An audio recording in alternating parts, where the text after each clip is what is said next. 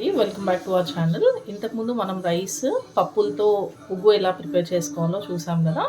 ఇప్పుడు అంటే first 2 months digestion సరిగ్గా అవ్వదు, అంటే అప్పుడప్పుడే మనం solid liquids to solid introduce చేస్తాం కాబట్టి జస్ట్ సింపుల్గా డైజెస్ట్ అయ్యేవి చూసాము.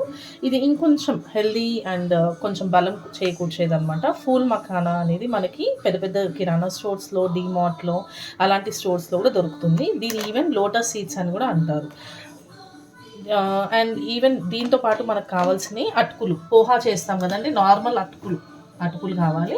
నెయ్యి, మామూలుగా ఇవి రోస్ట్ చేసుకోవడానికి, వేయించుకోవడానికి నెయ్యి అండ్ బాదం. వీటితో ఎలా చేయాలో చూద్దాం.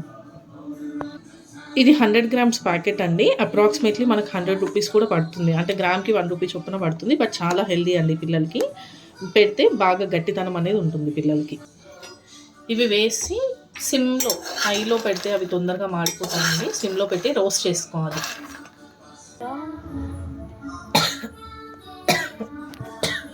5 to 8 minutes పడుతుందండి ఇది కుక్ అవ్వడానికి. మనం ఇట్లా బ్రేక్ చేసుకుంటే మనకి తడి లేకుండా మనకు తెలుస్తుంది, కొంచెం ఆ స్పాంజినెస్ లేకుండా ప్రాపర్గా బ్రేక్ అయిందంటే ఇది అయినట్టు. మనం తీసి పక్కన పెట్టుకోవచ్చు.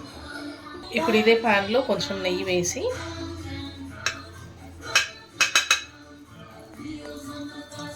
అటుకులు, ఇంతకు ముందు చెప్పాను కదండి, అటుకులు, దొడ్డ అటుకులు ఇవి ఇందులో వేసి సిమ్లో ఇవి కూడా రోస్ట్ చేసుకోవాలి.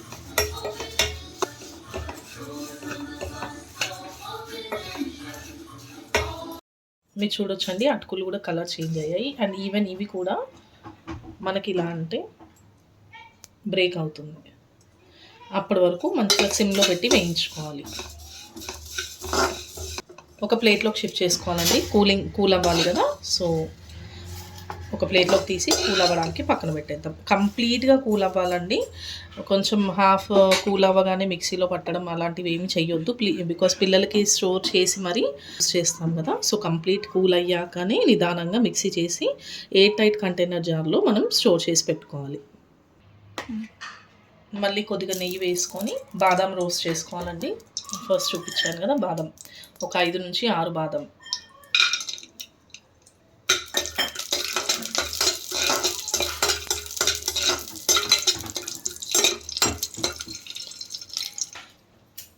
మీరు అబ్జర్వ్ చేస్తే కొంచెం కలర్ చేంజ్ అయిందండి. నేను సిమ్లోనే అన్నీ ఫ్రై చేసుకుంటున్నాను.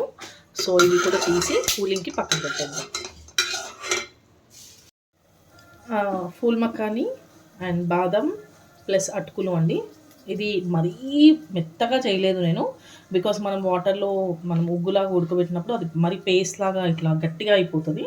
సో కొంచెం బచ్చగా చేశాను, మరీ స్మూత్గా కాకుండా కొంచెం బచ్చగా చేశాను. ఇది కూడా మనం మిక్సీ పట్టినప్పుడు జనరల్గా వేడిగా ఉంటుంది కదా, సో ఒక బౌల్లోకి, ఒక ప్లేట్లోకి కానీ ఒక దాంట్లోకి వేసి కొంచెం కూల్ అవ్వనివ్వండి. ఒక 15 minutes or half an hour కొంచెం చల్లారిపోయిన తర్వాత అప్పుడు ఒక డబ్బాలో స్టోర్ చేసి పెట్టుకోండి. నేను మరీ సజెస్ట్ చేసేది ఏంటంటే మ్యాక్సిమం 15 days to 1 month వరకే బేబీ ఫుడ్ ఏదైనా ప్రిపేర్ చేసి పెట్టుకోండి. మళ్ళీ ఈలోపు మీకు ఎప్పుడో ఒకప్పుడు టైం దొరుకుతుంది కదా, ఇది అయిపోతుంది ఒక 2-3 days అనగా మళ్ళీ మీరు ఫుడ్ ప్రిపేర్ చేసుకుంటే బెటర్ అని మాత్రమే నేను సజెస్ట్ చేస్తాను. 2 months 3 monthsకి ప్లీజ్ చేయకపోవడమే బెటర్ అని నేను సజెస్ట్ చేస్తాను. ముక్క వాసన వచ్చేస్తాయి. Thank you.